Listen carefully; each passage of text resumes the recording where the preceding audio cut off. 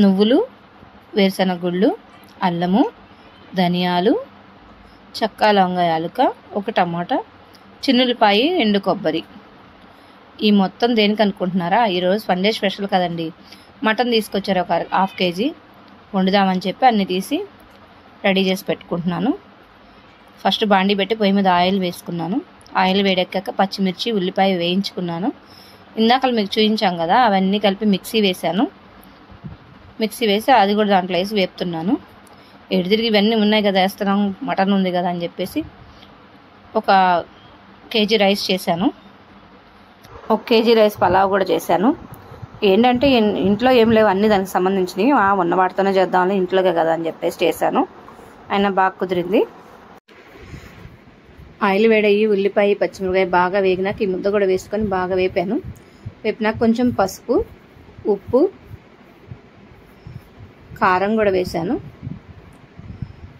Mutton కదా, కొంచెం కారం ఎక్కువ పట్టిద్ది, తక్కువ వేస్తే నీసు వాసన వస్తుందని కొంచెం ఎక్కువగానే వేసాను కారం. ఇంకా మటన్ కడిగి పక్కన పెట్టాను. కారం ఏది అంతా వేసి బాగా కాసేపు వేగింది. వేగిన తర్వాత ఈ మటన్ వేసాను దాంట్లో. మటన్ అంతా బాగా కొంచెం సేపు వేగనిచ్చాను. కొంచెం సేపు అంటే అదేనండి, మటన్ నుంచి కొంచెం నీరు వస్తుంది కదా, ఆ నీరంతా పొయ్యేంతవరకు వేయించాను.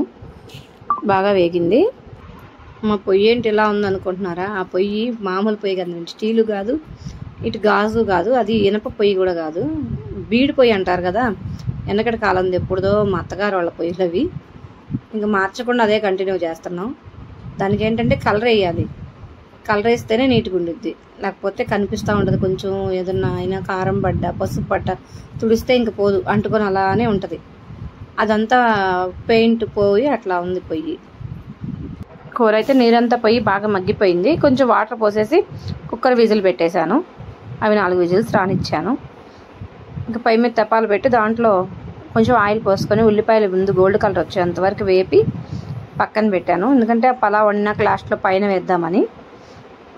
అవి వేగిని తీసేసాను. కొంచెం చెక్క, లవంగ, యాలకులు, బిర్యానీ ఆకు వేసాను. ఇంట్లో అయితే ఏమి లేవు, పలావ్కి సంబంధించి ఉన్న వాటితోనే చేశాను.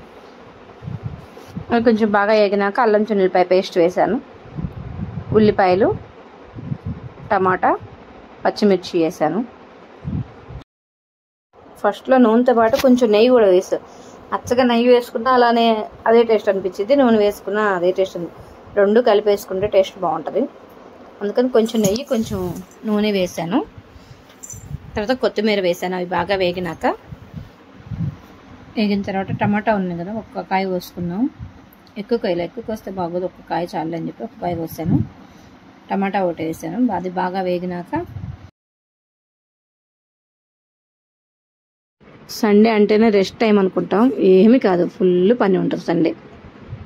పొద్దున కూడా టిఫిన్ పని, మధ్యాహ్నం భోజనం పని, ఇంకేదైనా ఎక్స్ట్రా పనులు ఉన్నా కూడా మనం చేసుకునేది ఖాళీ ఉన్న టైం అని చెప్పేసి సండే రోజే పెట్టుకుంటాం. అసలు సండే రోజు ఫుల్ బిజీ ఆడవాళ్ళు మాత్రం. రేపు సండే కదా, రేపు బ్రేక్ఫాస్ట్ ఏంటని పిల్లలు అడిగారు. ఇంకేం చేయాలి, స్పెషల్గా చేద్దాం కదా అని చెప్పేసి పెసరట్టు వేసాను. రాత్రి నానబోసి ఉదయం మిక్సీ వేసేసాను. వేసి దాంట్లోకి మళ్ళీ అల్లం చట్నీ కావాలి, కొబ్బరి చట్నీ కావాలి, ఈ 2 చట్నీలు చేశాను. దోశలు చేసిన వీడియో కూడా చేసి పెట్టాను, షార్ట్ వీడియో ఉంది, చూడండి వీడియో. ఒక 2 స్పూన్లు పెరుగు వేసాను. బాగా వేగినాక కొంచెం నిమ్మకాయ రసం వేసాను. ఒక 2 కాయలు అనుకోండి, అంటే ఆల్రెడీ పిండి ఉంచాను, ఫ్రిడ్జ్లో పెట్టాను, అది అందుకని అలా పోసాను, లేదా కాయలు చూపించేదాన్ని. 2 కాయలు వేసాను. బియ్యం కూడా 1 kg పోసాను అన్న కదా, కేజీ అంటే ఎంతో, మనం మంచినీళ్ళు తాగే లోటాతో 1 లోటా బియ్యం అయినాయి. ఆ బియ్యానికి 2 లోటాల వాటర్ పోసాను. ఇంకొంచెం ఎక్కువ పోసాను, ఎందుకంటే మరుగుతాయి కదా, మరిగే లోపు లాగుతాయి, కొంచెం వాటర్ తగ్గుతుంది కదా అని చెప్పేసి పోసా. సాల్టు, పసుపు కూడా వేసాను. సాల్టు, పసుపు వేసాను. బాగా వేగింది. వేగినాక కొంచెం గోల్డ్ కలర్ వచ్చేంతవరకు వేయించాను. మొత్తం కలిపి బాగా వేగింది. వేగినాక వాటర్ చెప్పాను కదా, 1 లోటా తీసుకుంటే 2 లోటాలు వాటర్ తీసుకున్నాను. కొంచెం మళ్ళీ పైన పోసా, ఎందుకంటే అది మరుగుతుంది కదా, కొంచెం వాటర్ తగ్గిద్దని చెప్పే ఉద్దేశంతో. ఇక్కడ కూర అయిపోయింది. కూరలో కొత్తిమీర వేసుకుంటున్నాం. తెరిలిపోతున్నాయండి వాటరు బాగా. ఇంకా రైస్ వేసుకుందాం. దీంట్లో రైస్ వేస్తున్నాను.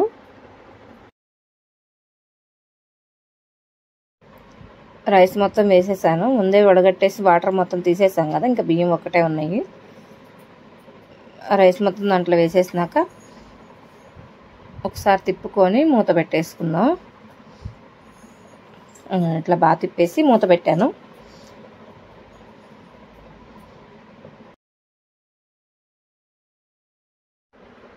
అన్నం ఉడికిపోయింది.